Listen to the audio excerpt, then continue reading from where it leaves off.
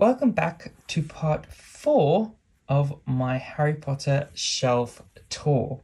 This is located just below shot of my usual YouTube videos, so it's not normally in sight, but this is what this shelf has, and it's a bit of a mixture. But the first item I wanted to showcase are these brass scales. Now these are antique scales. They're actually postal scales, and when I was doing research, I found this behind-the-scenes filming of the Half-Blood Prince, and on the potions table, which you do see in the films, are these scales. Now, obviously, they adjusted them for the films, adding a little glass petri dish section on it. But if you zoom in, this is what it looks like, and I was able to find it by searching on eBay, like antique postal scales, and it pops up, and I was like, definitely gonna get this. This holds something different for me because my mum actually restored this. It was actually in a worse condition, and my mum actually really enjoys like restoring like antiques and stuff, and she knew what to do, and she like added, cleaned the wood and cleaned the brass and everything, and it just came really pretty. And I was like, oh, this is perfect. So now I have my magical potion scales just like the film. Next up is my snitch. This is from Noble Collection, and I have actually showcased this in another video, which I will put into the item area for you to have a look at. It's the one that comes with a swish, and I was able to remove it from the swish, like just really by sawing it off. But some of my friends who've had the same snitch were able just to sort of pull it off, and it's just got 2 prongs that are in there. I wasn't able to do that. But if you hold your thumb over, and for photos and even just as display, it's just right at the back. You won't even know, and this is the perfect little snitch. I think it's the closest snitch you can actually buy that looks like the films. There's so many different ones, but this is like the nicest and prettiest. So there we are. Next up is my little Gringotts envelope DIY that you can find in the replicas area of the members site. This is what it looks like in the film when Hagrid gives it to the head goblin. She printed that onto a envelope, and I actually added a little wax seal. This is something I bought quite a while ago with like the authentic H. You can't buy this officially, which is really annoying, but I was able to add that on, and I think it looks really good. So I printed that, and that's added onto my shelf, and you can add one too if you go into the replicas area and print that off yourself. Next up are my 2 little textbooks straight from MinaLima. These are the closest ones you can find, just like what's seen in the Order of the Phoenix. And the next is the Fantastic Beasts and Where to Find Them, the one we do see briefly in Prisoner of Azkaban on the table. So just to have a quick look, if you haven't seen inside, this literally is just a lined journal. I won't ever write in this. And it's kind of with like black foil, if that's a thing. It's shiny, but it's not like reflective, but that's what's added on top. And I think it's really cute. It's a cute little journal, / notebook. I won't ever write on it, but it's my little magical book that I've added to my shelf. Next is the Fantastic Beasts and Where to Find Them journal from MinaLima. Again, straight from their shelves to mine. It's the closest that you can get that looks like the book. Again, it's the same. Oh, and I actually forgot I put my Lunar Spectrospecs paper ones in there. It's a funny little surprise. You can see they're just lined paper on the inside. Again, never write on that, but it's got lovely gold foil edging and a little, Hogwarts notebook I can add to my shelf. Next up is this textbook that I was able to purchase from Alarm 18. Unfortunately, not able to make this anymore, but this, as you can see, was Hogwarts history. A beautiful artwork that it's very sad that they're not available anymore, but just to show you a bit of the art that he was able to create. Nobody really knows what it looks like on the inside, so all of the inside is actually his own creation. It is his artwork, but because the outside is copyrighted, he's not able to sell them anymore, which is very sad for people that want to add this magical book. Just for like photos, it's just so lovely. But the inside is all his original artwork. It's all readable. I've never read it, but there's lots in there that he made up all about, I guess, the Wizarding World, according to him. But it is very beautiful, but it's really all about the outside for me, unfortunately, but it's lovely on my shelf. Next is A History of Magic, also by Alarm 18. And this is quite thick. You do see this in Deathly Hallows Part 1. This is the front when Harry finds it in RAB's bedroom.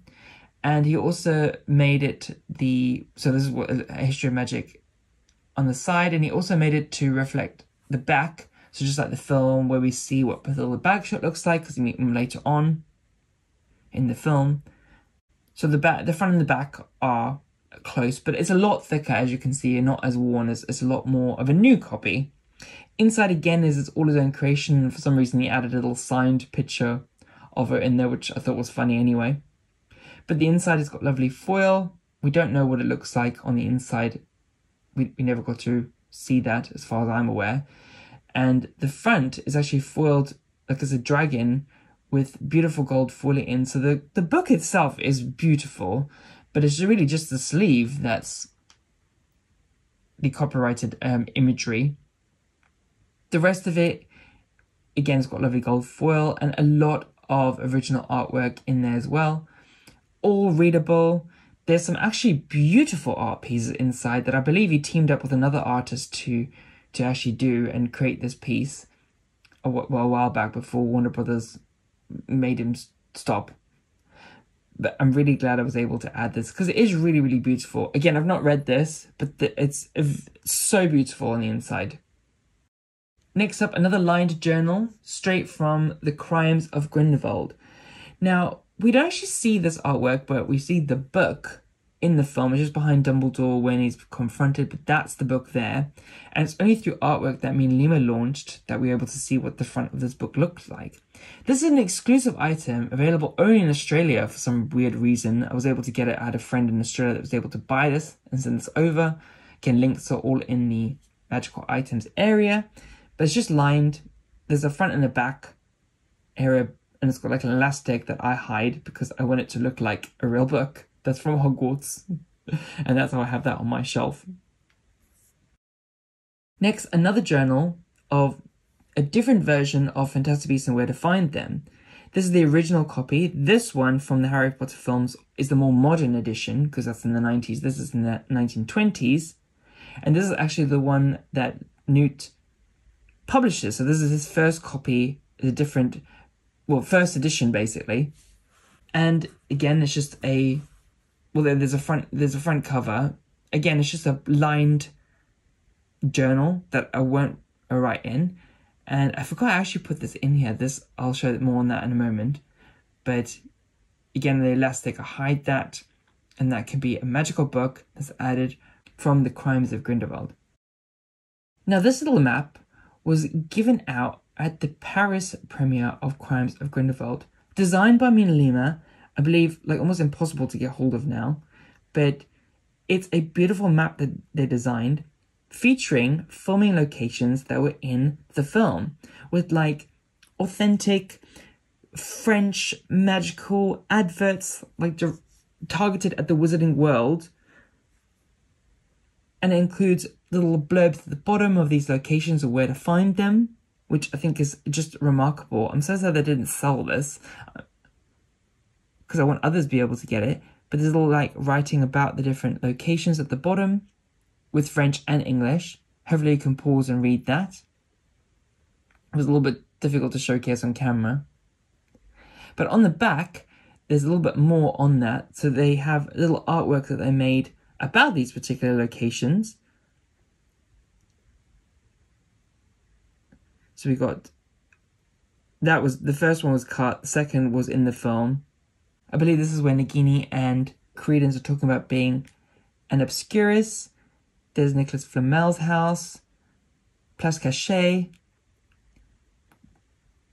Then there's some more about the French Ministry of Magic entrance. This is where the bridge where the zoo gets loose. And then there's Père Lachaise. That's the graveyard that they go and visit. And then this, I think, is where Grindelwald killed that poor Muggle family.